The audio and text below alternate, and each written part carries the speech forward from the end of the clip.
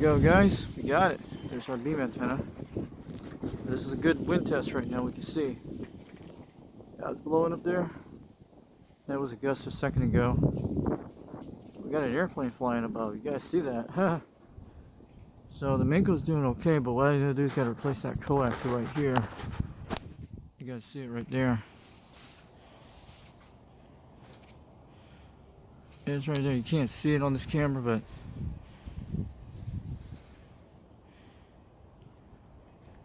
that's why I gotta put the SY27-4 on that thing right on the bottom. But it doesn't look like it's bent, but you guys, I told you about what happened when the rope got hit by one of my mom's things when she backed up a little bit. Because I was getting that pipe about a month ago for my main mast for the beam antenna. You guys see that?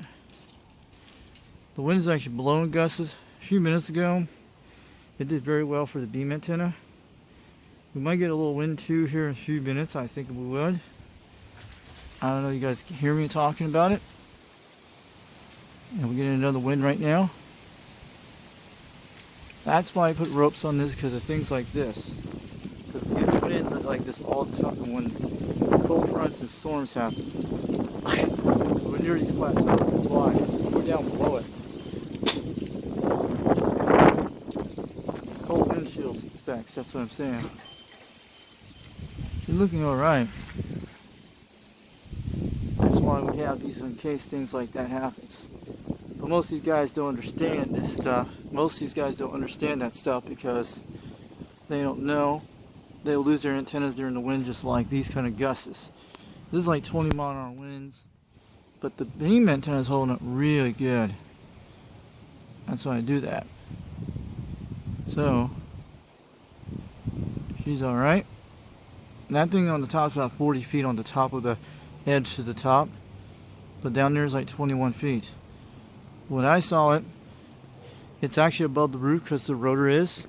Because I went up there in my front area, my front yard, and went to check it out and walk higher. The rotor is actually above my roof, so it's good. So I'm going to show you guys what the beam looks like. And I know you guys want to see it. So this parked at 310 degrees because you know why I parked that?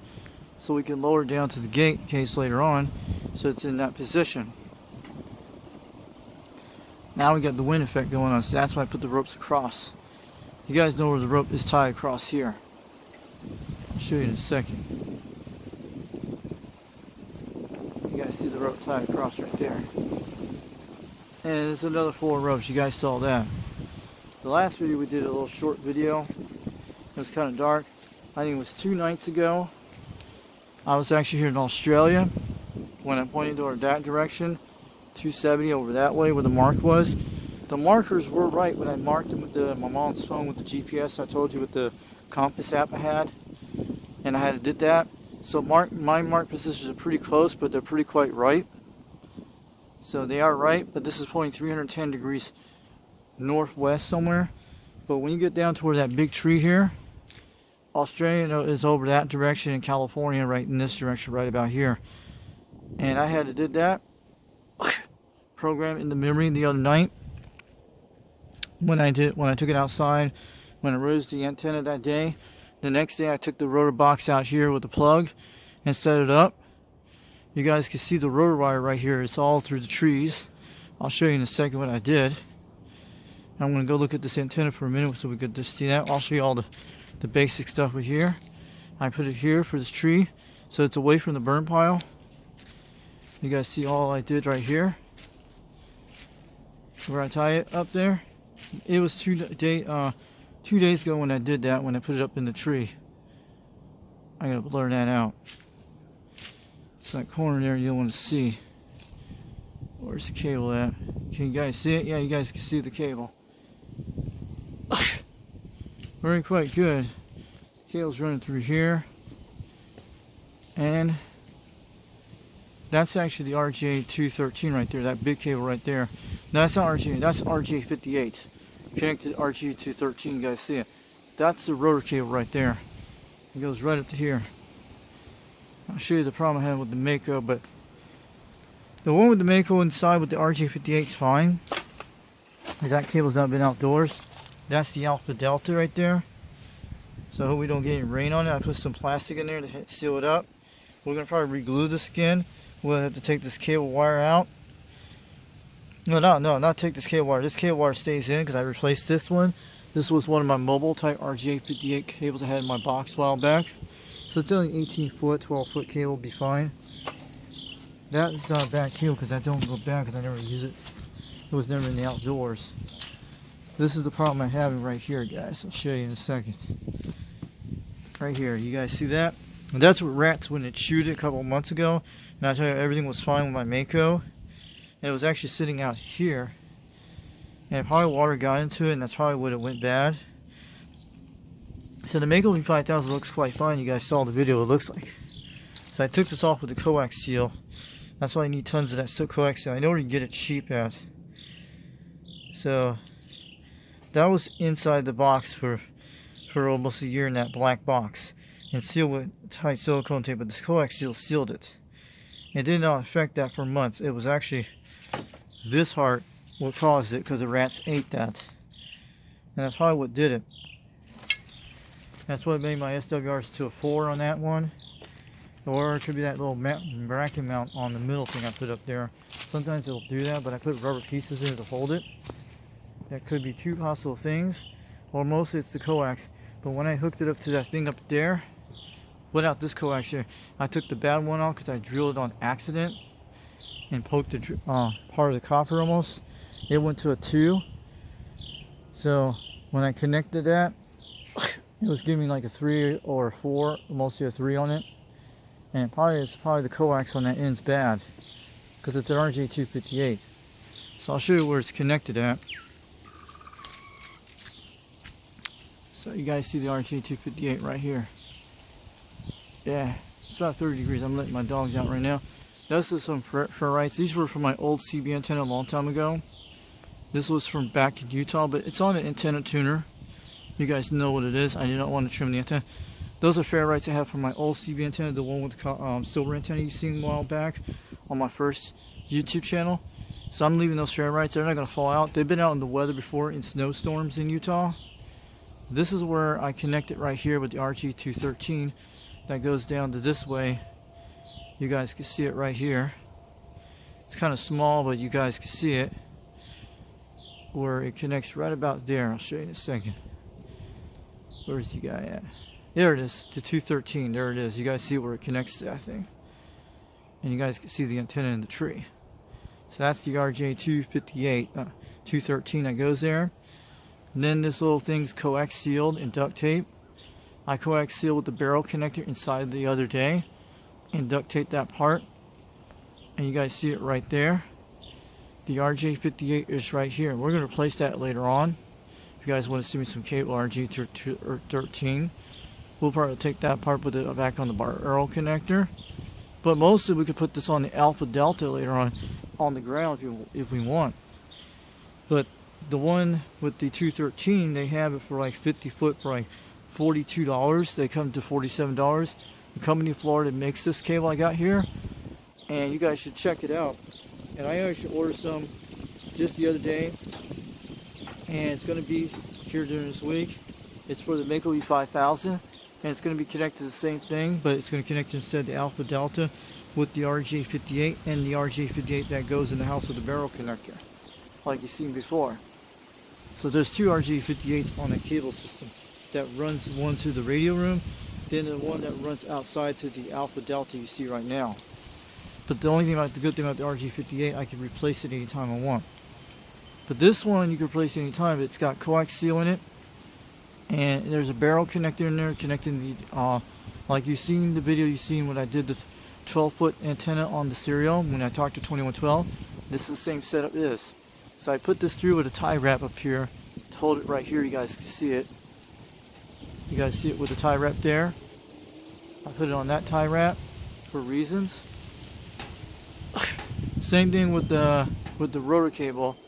The rotor cable is right over that direction, but that's the RJ58. The rotor cable is way over here, so it's pretty loosey right here. You guys can't see in this light, but that's the rotor cable. The guys I painted all black. You guys seen it, and I show you the box. So it's looking pretty good. You can't tell which is which. I'll show you where it's at. There's the rotor cable. It's right about here somewhere. That's why I like it to keep it that way. So there's the rotor cable. You guys see it's not an RG58. It's 4 wires. So I went out in 37-degree weather the other night when I was doing this. Don't want to get sick in this weather. And on the horse. So I put it right there. And mostly where it's connected to on that house, what's holding it, it's on one of my TV antenna wires. I put it up there with a piece of tie wrap up there to hold it from straightening it out like that. That's how I did it. It's up there when I hold it on that part right there. There's a tie wrap up there. I hold it. So we're good. Because I took a lot of months to get that done. And it's connected right there where I put a lot of Scott packaging tape, so I sealed the hole off. So same thing with the other one on the top. And you guys see a coaxial. I reused the same coaxial on that thing up there. That's the one that's running the Sirio antenna right there in the house with the RG58 with the Scott the clear packaging tape. I did that 2 days ago. You guys see that? I had to re-drill the same hole in that area to wide up the connector to get it inside. That's what it did. This one I did not have to do anything. So we put a tie wrap right there to hold that with the cable. So when not, it'll stretch that wire. So the chickens are not out in this weather. They're okay. Yeah, they're out there right now. You can see one of them eating their food. They're doing awesome. It's in the almost like the 30s to 20s almost out here, but pretty good. Got some nice shoes. These things are steel toes. They weigh you down. I still have these brackets. I'll probably use them for later on for stuff. And we still have the same 2 poles. Well, let's get back to the Sirio in a minute and show you guys what it looks like. But I'm glad 390 Wagmaster is going to be on YouTube tonight. If he doesn't want to do it, he's okay. He come out there. You guys know that. But I'm glad JG's doing that show. The last few nights he's been trying to keep busy. I'm glad he's doing it for all the guys. Because a lot of guys can't go out in their radio rooms right now in the cold. But the weather's going to get better this week. It's going to be like rain in the 60-degree mark. So look how beautiful the antenna is. Let me tell you, it moves. It has a little delay sometimes, but that's usually what these rotors have. That's normal because we're looking if we can put antennas on these things, but it's not going to fall down. You guys know it's bolted to the ground. It's 22 feet. I did that, but we can always expand this later on to put a better pole system on it. But I took a lot of months because this thing's weighed 13 pounds. What I did, like I told you, I cut that pipe out below, put that same pipe from that pipe above. I cut it off that top here, 3 feet. I cut it here back a couple weeks ago and put it on this rotor here and lower that, put that rotor back down on the same position and make sure I lined up the same string type thing on the blue thing where the north is. And it's pretty accurate. It's pretty close on what I did. And I'll show you in a minute. I'm going to be going walking over for a minute. I didn't get the good side view of the antenna, but it's great because we got all that sunlight in that area. So it's pretty good. And we got this rope in the trees, guys. You can see that, what I did. It was too dark at night to do that. We got one right here. And I got one over here in my garden over here. As I put it right here, you can't see it. But later on, we'll just do it like that. We'll put the rope right about here. Point it right here. It's right there. This is what is where one of my shortwave radio antenna wires go there. So it's actually connected. All this right here, you guys can see a good view of it. So when I point it north on that marker, usually Harriman tendencies toward that direction, but when I point it this way, it's actually in the right direction. So I'll show you the marker I did. I want to sit here and look at that for a couple of minutes. That view of the antenna is awesome. And you guys can tell where east is at, where the sun's coming reflecting on my right. See, that north is right here when I marked this thing. It did. When I did, I pointed with a laser pointer, which you get those like the laser pointer, the ones they use on woods at Lowe's. It's a Roby type thing.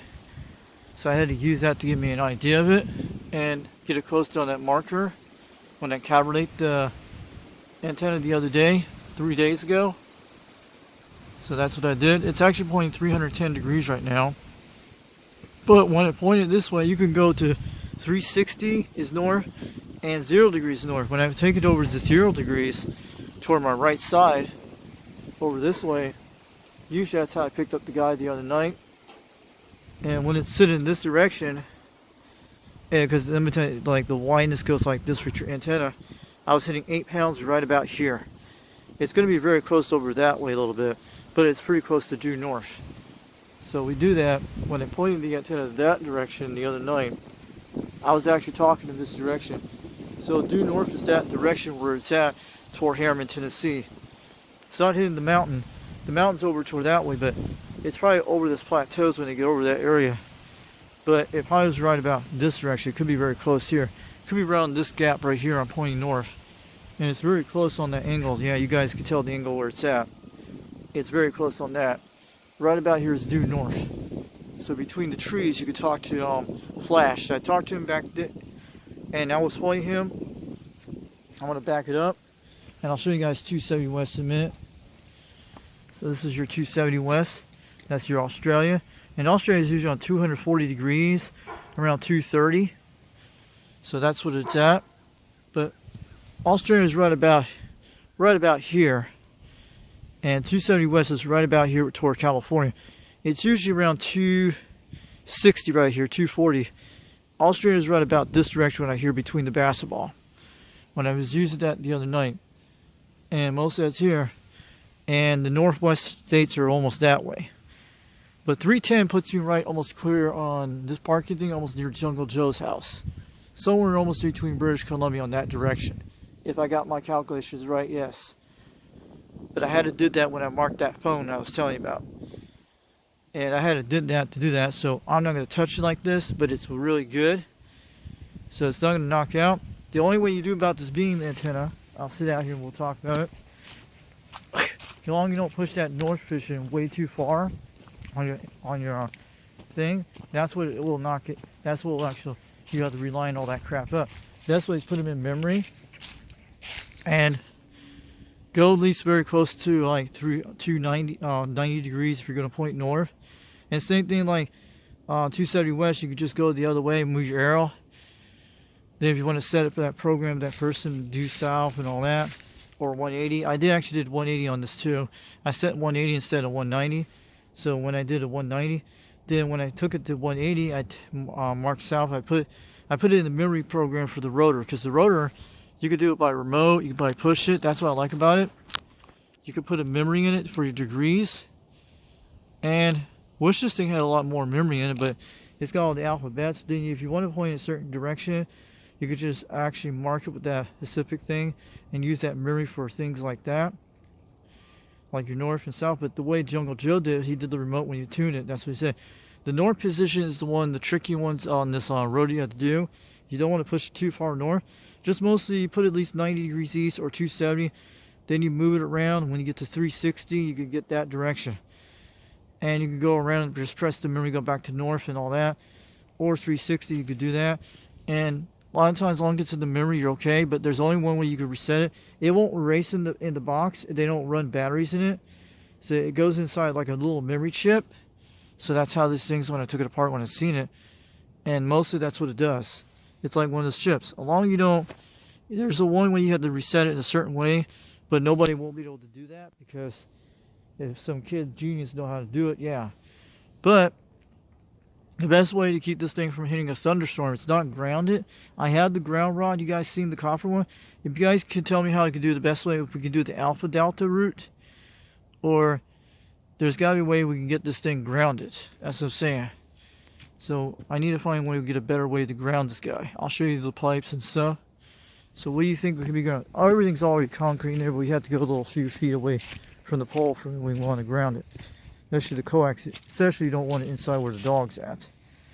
Maybe we could actually ground it right here and run the wire this far out. Who knows? To run this wire out this far with the copper to the ground that way. That'd be your best bet, so it does not touch. Sometimes you can do that so your dogs don't dig on it, or you can cover it up with a bucket. And Or we could run it with an alpha delta out here with a cable grounding in the ground. That's probably my best choice, which you can do that. So it's not grounded, but you guys see that what it looks like. Sorry I got to interrupt you guys. So I'm going to let you guys go, but I just want to show you. But it's beautiful. I just want to show that the 390, but it's going to do what I want to do. It's big, guys. Look at that.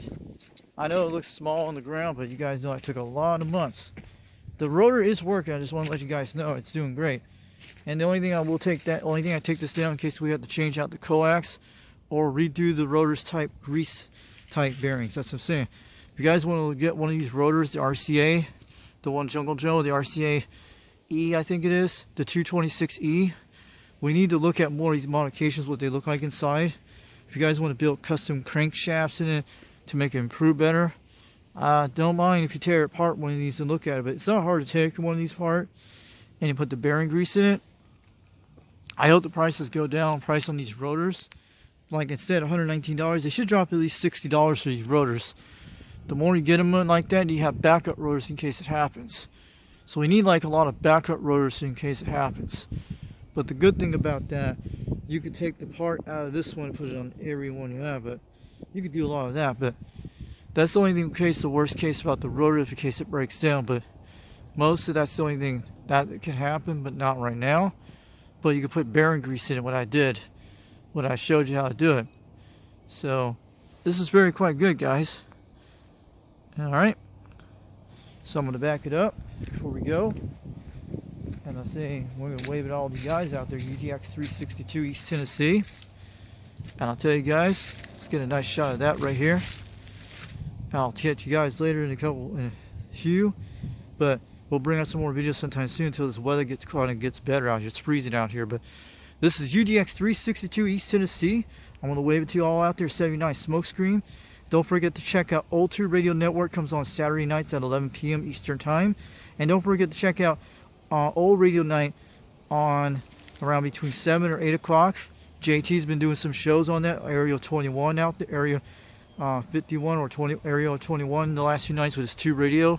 He's showing the Demicos and stuff. I'd love to get one of my tube radios working one of these days, and I would love to have a Mark III later on in the future. But I got a new radio in the mail today. It's going to be open during Christmas. It's the Anytone AT55-2 N2. It looks like a radio like 2112. Same thing with the radio Audi has. And it has a Striker 955 chip inside of it. And I might have to do the 11 meter mods. It's very easy to do. You should look it up. It is very easy to do. I can do this no problem. And we'll be able to learn how to do that a little bit. And I'd love to get an RJ45 4-pin adapter for it later on. They're not that much, but I'd love to have one. And especially a program PC cable. I wish I had a lot of coax here. I'd do some tons of that stuff. So I'm going to shout out to 390 Wagmaster. Don't forget to check him on YouTube. And don't forget to check out all those channels out there. Especially the ones, the guys who are commenting, like Popcorn 9113, Standing Stones, Mopar 76, and all those other guys out there. This beam's at 22 feet, at 9 inches, alright? Between 9 inches. To the top is like 10 inches. 22 feet, 10 inches. So it looks beautiful with the Sirio SY27. I talked to Flash about 2 nights ago. He heard me very well on his Anytone 55. He's on one of those Sirio antennas, like a 5 grounds heavyweight 827 Tornado.